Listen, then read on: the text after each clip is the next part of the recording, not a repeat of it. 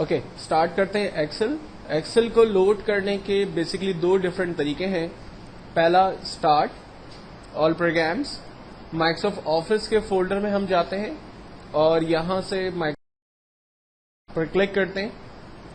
एक तरीका यह है कि आप एक्सेल प्रोग्राम को स्टार्ट करते हैं। दूसरा तरीका है स्टार्ट, रन, और रन पे जाकर आप टाइप करते हैं एक्सेल, एंटर करते हैं, एक्सेल प्रोग्राम आपका स्टार्ट होता है। सबसे पहले इसका इंट्रोडक्शन देख लेते हैं। सबसे टॉप पे प्रोडक्ट का नाम आ रहा है, उसके बाद डिफरेंट मेन्यूज आ रहे हैं और डिफरेंट टूल्स आ रहे हैं।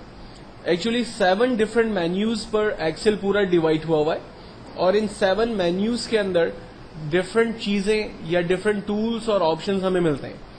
जैसे होम का मेन्यू, नाम से ही अंदाजा हो जाता है कि बेसिक सारे टूल्स या बेसिक सारे ऑप्शंस जो है वो हमें होम के मेन्यू में मिलेंगे। लाइक टेक्स्ट को बोल्ड करना, इटैलिक करना, उसकी साइज बड़ी छोटी करना, फॉन्ट कलर चेंज करना, बॉर्डर बनाना, लेफ्ट राइट अलाइनमेंट चेंज करना, और इस तरह के बाकी तमाम टूल्स जो है वो हमें होम में मिल जाते हैं। जबकि इंसर्ट का मेन्यू नाम से समझ में आता है कि कोई भी चीज जो है वो इंसर्ट करना, लाइक इमेज को इंसर्ट करना, टेबल इंसर्ट करना, कोई शेप्स अपनी मर्जी से ड्रॉ करना, चार्ट्स इंसर्ट करना, कोई वर्ड आर्ट से रिलेटेड ऑब्जेक्ट्स ड्रॉ करना। तो सारी कमांड्स आप इंसर्ट कर सकते हैं अपने वर्कशीट के अंदर। पेज लेआउट, आपके पेज से रिलेट तमाम इंफॉर्मेशंस और तमाम टूल्स उस मेन्यू के अंदर मौजूद हैं। जबकि फाइनेंशियल फार्मूले, लॉजिकल फार्मूले और जितने मैथमेटिकल फंक्शंस, वो तमाम चीजें आपको इस फार्मूले के मेन्यू के अंदर मिलेंगी।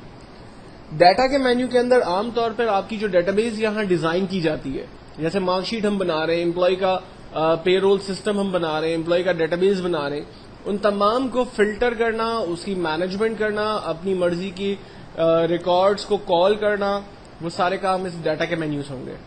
जबकि रिव्यू के मेन्यू के अंदर आमतौर पे कुछ कॉमन चीजें जैसे वर्कबुक को लॉक करना, वर्कशीट को प्रोटेक्ट करना, स्पेलिंग चेक करना वगैरह की कमांड्स इसमें मिल जाती हैं।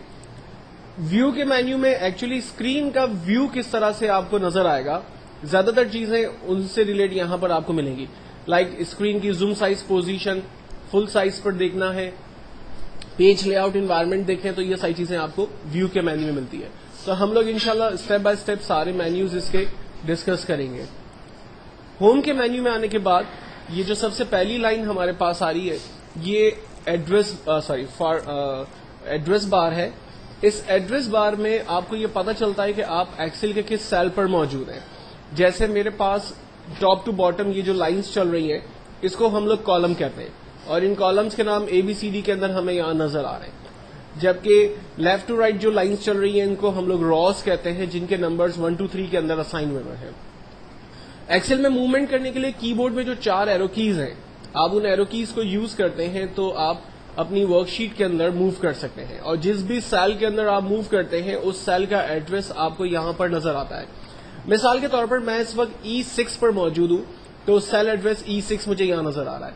अगर मैं किसी दूसरे सेल पर क्लिक करता हूं तो उसका एड्रेस मुझे यहां नजर आ रहा है G9।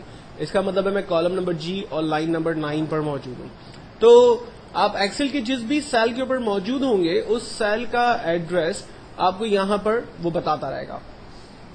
मूवमेंट करने के लिए एक्चुअल में हम लोग एरो की यूज करते हैं, जो मैं आपको पहले ही बता चुका हूं। अगर आप एक सेल से दूसरे सेल में जाना चाहते हैं या एंड ऑफ द शीट जाना चाहते हैं, कंट्रोल के साथ राइट एरो की प्रेस करते हैं, एंड ऑफ द शीट हम पहुंच रहे, आखिरी कॉलम पर हम आ गए हैं। कंट्रोल के साथ लेफ्ट एरो की प्रेस करने से हम लोग पहले कॉलम पे आ गए। कंट्रोल के साथ डाउन एरो की प्रेस करने से हम लोग पहले कॉलम पे आ गए, आखिरी रो पर आ गए। और कंट्रोल के साथ अप एरो प्रेस करने से हम लोग दोबारा पहली रो पर आ गए हैं। तो इस तरह से आप रॉज के दरमियान और कॉलम्स के दरमियान मूवमेंट कर सकते हैं। डिफरेंट शीट्स मौजूद हैं। आमतौर पर जब आप एक्सेल 2007 को ओपन करते हैं तो इसमें 3 डिफॉल्ट शीट्स आपको नजर आती हैं, शीट 1, शीट 2 और शीट 3 हमें यहां नजर आ रही है।